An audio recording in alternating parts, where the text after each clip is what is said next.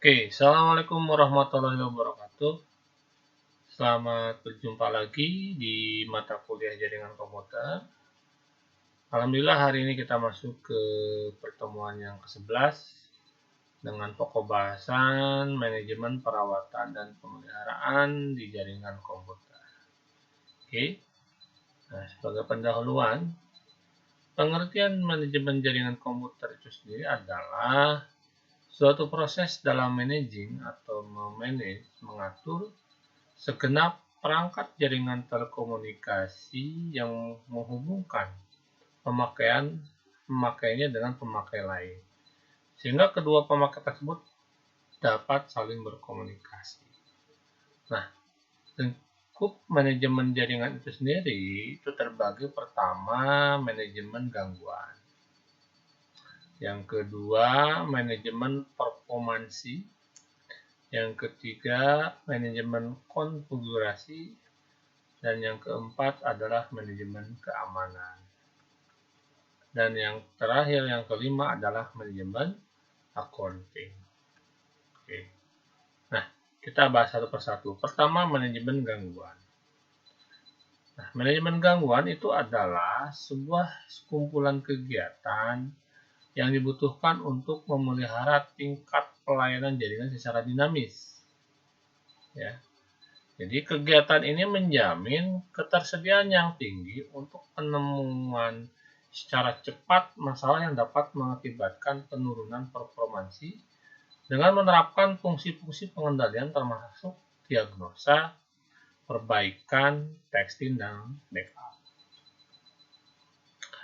Nah, kegiatan yang diperlukan untuk menilai indikator performansi operasi jaringan secara berkesinambungan yaitu dengan adanya manajemen performansi.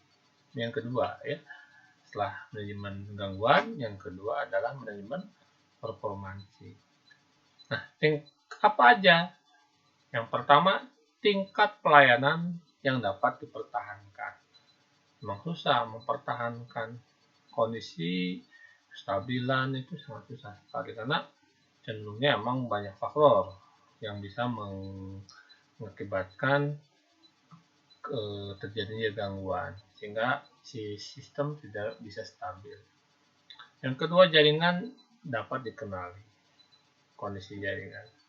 Kemudian kemungkinan gangguan yang dapat diprediksi, dan yang terakhir adalah dapat membuat laporan yang lengkap untuk kegiatan pengambilan keputusan dan perencanaan. Inilah perlunya dokumentasi yang jelas, ya, reportingnya yang jelas, sehingga nanti kedepannya bisa dijadikan sebagai acuan dan evaluasi, ya. Kemudian lingkup manajemen yang ketiga adalah kegiatan yang menyediakan fungsi untuk mengendalikan dan mengenali unsur network elemen, mengambil dan memberikan data dari atau ke network elemen itu sendiri.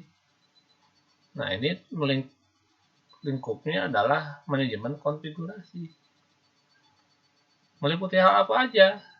Perencanaan, jaringan, dan rekayasa. Kemudian instalasi, pengendalian, dan status. Penyediaan atau provisioning, perencanaan, dan negosiasi layanan. Ya. Nah, apa yang maksud dengan perencanaan jaringan dan rekayasa? Jadi kegiatan ini merupakan fungsi manajemen yang berhubungan dengan penentuan kebutuhan pengembangan kapasitas jaringan secara proses pengenalan teknologi baru. Nah, fungsi ini juga memuat penilaian rencana alternatif untuk mendukung kelompok fungsi penyediaan. Nah, fungsi lainnya adalah meliputi desain NE, network elemen tadi, peramalan demand, anggaran, penentuan kebijakan teknologi, serta perencanaan infrastruktur. Selanjutnya, instalasi. Nah, untuk mendukung kegiatan instalasi peralatan yang membentuk jaringan telekomunikasi yang meliputi pengembangan atau penguatan suatu sistem. Kemudian perencanaan dan negosiasi layanan. Apa itu? kegiatan yang berkaitan dengan perencanaan untuk memperkenalkan layanan baru untuk pelanggan, meliputi perubahan fitur dan pemutusan layanan. Oke. Kemudian penyediaan atau provisioning ini terdiri dari prosedur untuk membuat perangkat menjadi bekerja, tapi tidak termasuk instalasi. Fungsi lainnya adalah konfigurasi network elemen dan pengolahan database elemen. Kemudian selanjutnya adalah pengendalian dan status. Memberikan kemampuan untuk mengamati dan mengendalikan aspek tertentu pada jaringan dan unsurnya. Ya. Nah, fungsinya apa? Status dan pengendalian network elemen ini status jaringan sistem penanganan pesan. Nah, fungsi yang menjamin keamanan jaringan beserta komponen itu apa aja? Pertama adalah pencegahan. Pencegahan dari apa? Mencegah intervensi pada jaringan maupun unsurnya. Yang kedua, deteksi. Ya, upaya yang diperlukan untuk menemukan kecurangan atau tindakan ilegal yang merugikan. Fungsi deteksi meliputi mendukung pelaporan alarm keamanan network elemen, analisis traffic internal, dan pola pemakaian. Kemudian penahanan dan pemulihan. Nah, ini adalah proses untuk mencegah akses dari pengganggu, memperbaiki kerusakan yang ditimbulkannya, dan memulihkan dari gangguan. Kemudian administrasi keamanan. Maksudnya adalah fungsinya diperlukan untuk merencanakan dan melakukan administrasi kebijakan keamanan serta mengelola keamanan informasi. Oke. Selanjutnya manajemen yang kelima adalah manajemen accounting. Nah, ini menyediakan fungsi yang memungkinkan untuk dilakukannya pengukuran layanan jadi serta penentuan biaya penggunaannya. Perhitungan penggunaan sangat penting, accounting pembiayaan. Nah, ini meliputi apa fungsinya? Pengukuran pemakaiannya, seberapa banyak, penentuan pentarifannya, kemudian proses penagihannya, keuangan, dan pengendalian perusahaan. Oke, apa sih tujuan manajemen jaringan? Tujuan dari manajemen jaringan itu sendiri adalah menyediakan pelayanan jaringan telekomunikasi yang terbaik untuk sebuah perusahaan dan karyawannya pada biaya yang serendah mungkin dengan melakukan beberapa hal. Pertama, melaksanakan ongoing operation dalam sistem telekomunikasi. Yang kedua, menyiapkan dan melaksanakan budget telekomunikasi. Yang ketiga, mengikuti perubahan penggantian perangkat, pelayanan, struktur industri, dan tarif. Implementasi strategi dalam pengendalian dan induksi karyawan perusahaan sesuai dengan prosedur yang efisien. Ya. Kemudian membantu top manajemen dalam mengembangkan kebijaksanaan telekomunikasi perusahaan. Ya. Hal ini telekomunikasi dan jaringan komputer sama. Mengurangi dan menghilangkan gangguan pada elemen jaringan atau keseluruhan jaringan. Mencegah menjalannya gangguan ke elemen atau jaringan yang lain. Kemudian memelihara performansi jaringan sehingga memberikan peluang keberhasilan panggil yang lebih besar. Kemudian merencanakan layanan manajemen jaringan. Dan yang terakhir, mengelola panggilan masuk secara optimal baik dalam keadaan normal maupun tidak normal. Oke. Nah, faktor manajemen jaringan sendiri. Jadi, perkembangan teknologi telekomunikasi mengakibatkan semakin kompleksnya jaringan telekomunikasi. Hal ini memerlukan suatu sistem pengoperasian dan pemeliharaan jaringan yang lebih efisien, ketersediaan yang optimum, dan keandalan yang maksimal. Terminal operasi dan pemeliharaan Operation and Maintenance Terminal atau singkat dengan OMT itu terhubung langsung pada perangkat yang disediakan pada setiap perangkat mandatory. Ya. Dengan tambahnya jumlah perangkat sejenis akan lebih efisien jika semua perangkat ini dioperasikan dari suatu pusat operasi dan pemeliharaan Operation and Maintenance Center OMC. Ya, ini kalau gambarannya kita lihat di network elemen ini bagusnya terhubung ke satu pusat OMC. Ya. Oke. Nah, pada mulanya setiap vendor membuat sendiri-sendiri OMT-nya. Hal ini membuat operator harus mengeluarkan investasi yang besar untuk pengadaan OMT dan infrastrukturnya. Nah, untuk mendapatkan OMC yang mampu menjadi OMT, maka sebuah vendor diperlukan suatu aturan interkoneksi antar muka dan protokol yang berlaku pada semua vendor atau standar. Di sini yang diperlukan konsep TMN. Apa itu TMN? Telecommunication Management Network. Apa itu TMN? Ini adalah suatu standar arsitektur manajemen jaringan yang digunakan untuk mengumpulkan, mengirimkan, dan mengolah informasi yang berkaitan dengan manajemen jaringan. Nah, kemudian selanjutnya adalah jenis-jenis pemeliharaan jaringan. Jadi pemeliharaan jaringan itu ada yang pertama, pemeliharaan tidak terencana yang bersifat dadakan, suddenly. Ini adalah pemeliharaan secara darurat yang perlu segera dilakukan tindakan untuk mencegah akibat yang serius. Contoh, hilangnya produksi, kerusakan yang berat pada alat, keselamatan kerja. Jadi kalau di jaringan misalkan panel komunikasinya terkena petir, ya, perangkat jaringannya, maka itu wajib pemeliharaan tidak terencana karena akibat dari gangguan yang tidak bisa diprediksi. Kemudian ada pula pemeliharaan yang terencana, planning, ya. Jadi pada dasarnya proses pemeliharaan bertujuan untuk menjaga tetap beroperasinya jaringan serta menjamin kelangsungan servis kepada pelanggan. Nah, dilihat dari prosesnya, kegiatan pemeliharaan jaringan dapat dibagi dua. Pertama, pemeliharaan kuratif. Apa itu pemeliharaan kuratif? Ini adalah pemeliharaan yang dilakukan bila terjadi atau terdapat pengaduan gangguan pelanggan, laporan kerusakan, atau alarm dari jaringan. Nah, kegiatan yang dilakukan meliputi pengukuran untuk lokalisasi gangguan dan tindakan perbaikan atau penggantian elemen jaringan yang mengalami kerusakan. Ya. Yang kedua, pemeliharaan preventif. Ini adalah pemeliharaan yang dilakukan sebelum terjadinya gangguan pada sistem, sehingga terjaga kelangsungan operasi. Nah, langkah-langkah apa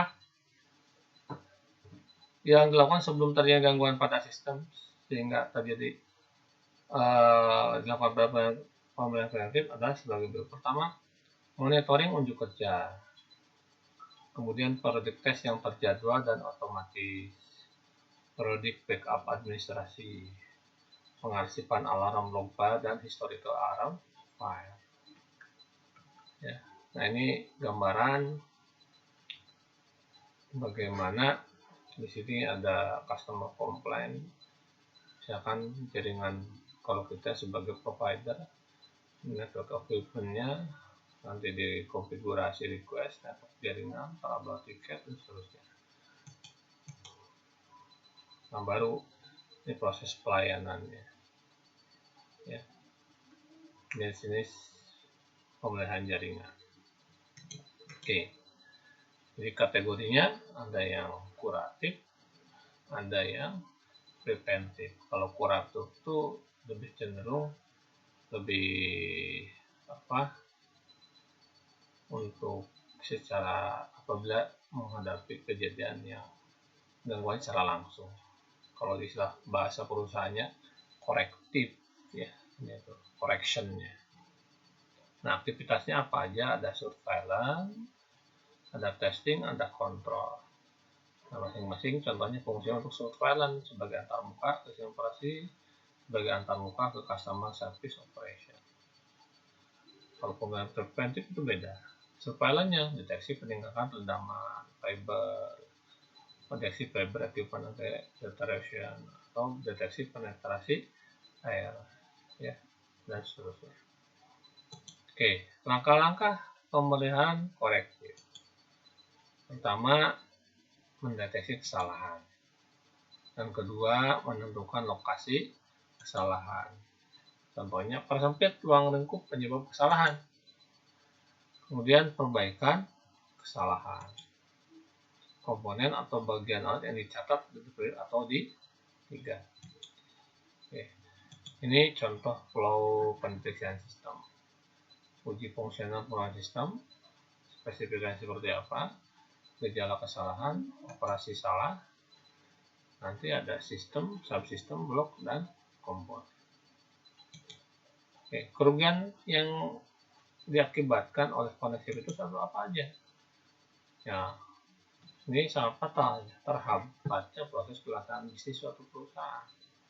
Apalagi kalau perusahaan yang bergerak di bidang jasa, jaringan komputer, perusahaan internet, terputus, wah, itu merugikan perusahaan tersebut. Akan terjadinya tertundanya beberapa pekerjaan yang dapat menimbulkan kerugian materi. Kalian bisa bayangkan, ya, e-commerce kayak Tokopedia, jaringannya mati dalam sejam, berapa ribu transaksi yang gagal, hingga kerugian materi. Sehingga kalau kita lihat penjelasan di atas dapat diambil kesimpulan bahwa jaringan ini merupakan aset sebenarnya bagi perusahaan. Nah, langkah selanjutnya bagaimana menentukan strategi perawatan. Jadi suatu strategi perawatan untuk menjaga kontinuitas operasi IT dan fungsi bisnis diidentifikasi berdasarkan faktor-faktor yang tersebut adalah sebagai berikut. Pertama, harus penyediaan anggaran. Yang kedua, melihat kebutuhan bisnisnya seperti apa. Dan yang ketiga, persyaratan SLA. Ya. Nah, SLA itu sistem layanan akses ya, yang dikenal dengan perjanjian tingkat layanan atau perjanjian formal antara service provider dengan pelanggan untuk menetapkan suatu level pelayanan atau QoS, quality of service-nya. Nah, beberapa parameter yang mempengaruhi SLA, standar layanan akses itu adalah pertama, paket loss, yang kedua, delay-nya, yang ketiga, jitter, dan top fault. Ini adalah 4 parameter yang biasanya dapat dijadikan sebagai acuan untuk mempengaruhi SLA, quality of service-nya ditentukan. Ya. Kemudian helpdesk. Helpdesk ini merupakan sistem pendukung yang didesain untuk menuntut pelanggan dengan jawaban teknis dan fungsional, sehingga memudahkan apabila terjadi masalah tidak harus langsung coba dulu melalui helpdesk ini. Baru kalau misalkan masih tidak bisa diperbaiki, baru langsung oleh si teknisi yang ditentukan. Oke. Kemudian kita harus bisa juga menentukan metode identifikasi masalah. Nah, yang metode pertama adalah dengan penelusuran kesalahan. Melakukan pelacakan hal-hal yang menyebabkan terjadi kesalahan pada jaringan sistem. Yang kedua, metode try and error. Dan melakukan percobaan dan mencatat hasil yang dikeluarkan untuk menemukan pemecahan masalah. Beda. Kalau kita menemukan metode penelusuran kesalahan, berarti kita buka sistem flow-nya, kita trace satu persatu dari awal sampai akhir. Tapi kalau metode try and error, berarti coba-coba. Ya. Dua-duanya masih punya apa namanya itu? Kalau dibilang punya keuntungan dan kerugian. Kalau secara metode kesalahan itu memerlukan waktu yang agak lama karena harus lihat flow proses dari awal sampai akhir dan kemudian dilacak dari kejadian yang tersebut kira-kira dari di sistem yang di flow yang mana yang bermasalah. Nah, kalau metode try and error dia berdasarkan data-data sebelumnya dan pengalaman. Kemungkinan di sini, tapi ini juga merupakan perlu pengalaman. Ya. Nah, kemudian perawatan perangkat keras. Nah, ini kadang-kadang yang suka dilupakan. Membersihkan setiap perangkat keras dari debu yang menumpuk. Melakukan penyusunan kabelan secara teratur untuk mudah dalam melakukan penelusuran kesalahan. Oleh karena itu, biasanya kabelan diberikan sebuah label identifikasi supaya nanti bisa mengidentifikasi. Kemudian memastikan antena yang terbungkus efek tidak berubah posisi semula dan berada dalam kondisi line of sight. Kondisi line of sight itu ibaratnya kondisi yang tepat posisinya untuk menerima sinyal. Ya. Kemudian perawatan perangkat lunak. Jadi tidak melakukan perangkat lunak yang memakai memori besar pada komputer yang berfungsi untuk memonitor kondisi jaringan. Nah, biasanya perangkat lunak yang memakai memori besar adalah diantaranya game. Makanya beberapa perusahaan nggak boleh game-game berat. Ataupun misalkan nonton video YouTube, sangat-sangat diprotek. Karena akan memakan memori besar. Efeknya apa? Sistem jaringan akan menjadi berat. Terus kemudian harus selalu memperbarui kompatibilitas perangkat lunak dengan perangkat keras. Sehingga memang harus selalu menganggarkan untuk mengupdate baik secara hardware maupun software. Kemudian dokumentasi perawatan. Nah ini, dokumentasi yang dibuat secara digital mempunyai kelebihan daripada secara manual. Tapi emang kebanyakan dokumentasi ini yang kadang-kadang suka terlupakan. Ya, apabila ada masalah ya tinggal datang dibenarkan sih. Ya sih kadang-kadang lupa untuk membuat dokumentasi. Nah, dengan menggunakan dokumen secara digital lebih memudahkan. Ya kita tinggal bikin sistem menggunakan yang paling gampang ya Excel, format Excel. Ya. Kemudian proses pembaruan jaringan. Untuk memenuhi permintaan perubahan suatu sistem, laporan kesalahan dan laporan update perlu dikumpulkan dan ditinjau terlebih dahulu. Nah, tujuannya itu untuk dijadikan sebagai bahan pertimbangan dalam proses pengerjaan permintaan perubahan sistem. Nah, kemudian agar dapat menjalankan secara struktur sesuai dengan laporan permintaan data. Kemudian modifikasi sistem. Ini adalah proses koreksi kesalahan dari sebuah sistem. Perbaikan sistem, pengembangan sistem. Siapa yang ditugasi? Biasanya administrator, IT talent support, dan provider jaringan. Nah, apa yang maksud dengan koreksi kesalahan sistem itu? Kita melihat log sistem, melakukan pencarian kesalahan, membenahi dan membentukkan sistem yang salah. Nah, kalau yang pengaman sistem apa? Menilai kelayakan sistem, memperbaharui seluruh komponen dalam sistem, dan menyelaraskan dengan standarisasi teknologi yang baru. Dampaknya apa? Nah, contoh dampak terhadap basis pengguna antara lain adalah pertama, pemadaman jaringan sementara waktu. Pasti user akan offline sementara waktu. Sedangkan perubahan yang terjadi ketika migrasi dari jaringan kabel ke kabel diantaranya apa? Perubahan perangkat jaringan, perubahan kecepatan data, ya. Kemudian proses penyimpanan dokumen tiap user, penyimpanan data, penyimpanan program itu sangat penting sekali. Ya, penyimpanan komponen dari sistem. Ataupun kemudian perubahan pengembangan pada penyimpanan. Dikarenakan kapasitas yang semakin terbatas, perlu perubahan penggantian, misalnya penggantian hard disk server. Ya. Sehingga apa? Perubahan letak dari storage sendiri. Dampaknya apa? Jaringan akan dimatikan otomatis dan down dalam beberapa saat. Alamat dari storage pun akan dikonfigurasikan ulang untuk perubahan letak storage-nya. Nah, adapun pemindahan dengan jaringan dapat dilakukan melalui jaringan berbasis IP. Keuntungannya apa? Adalah membuat pelanggan dapat memilih arsitektur penyimpanan baik tersebar maupun terpusat. Kemudian proses backup mengantisipasi terjadinya perubahan yang terjadi pada storage. Ini membuat salinan atau copy terhadap data informasi terdapat pada storage di media tertentu. Bisa melalui hard disk eksternal, flash disk, CD, DVD, floppy, dan sebagainya. Nah, proses backup sendiri memilih data yang akan di backup, menghubungkan dengan media penyimpanan, memilih media penyimpanan untuk backup. Adapun backup melalui jaringan, melalui network storage atau storage area network. Ini gambarannya. Ya. Oke. Kemudian ada sistem lain yang namanya restore. Restore itu adalah sistem yang berguna untuk mengembalikan suatu komputer ke suatu keadaan sebelumnya tanpa kehilangan data-data penting seperti dokumen, Word, email sesuai dengan restore point yang ditandai. Jadi untuk Windows di atas XP itu sudah ada punya sistem restore sendiri.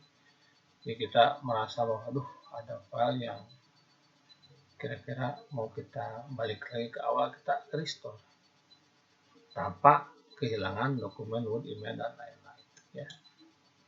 Restore point-nya adalah representasi kondisi waktu data download dari suatu komputer. Oke, mungkin itu saja materi mengenai manajemen pemeliharaan. Mudah-mudahan bermanfaat. Kalau ada pertanyaan, silahkan disampaikan di komentar kelas. Saya cukupkan pertemuan malam ini. Saya tutup. Assalamualaikum warahmatullahi wabarakatuh.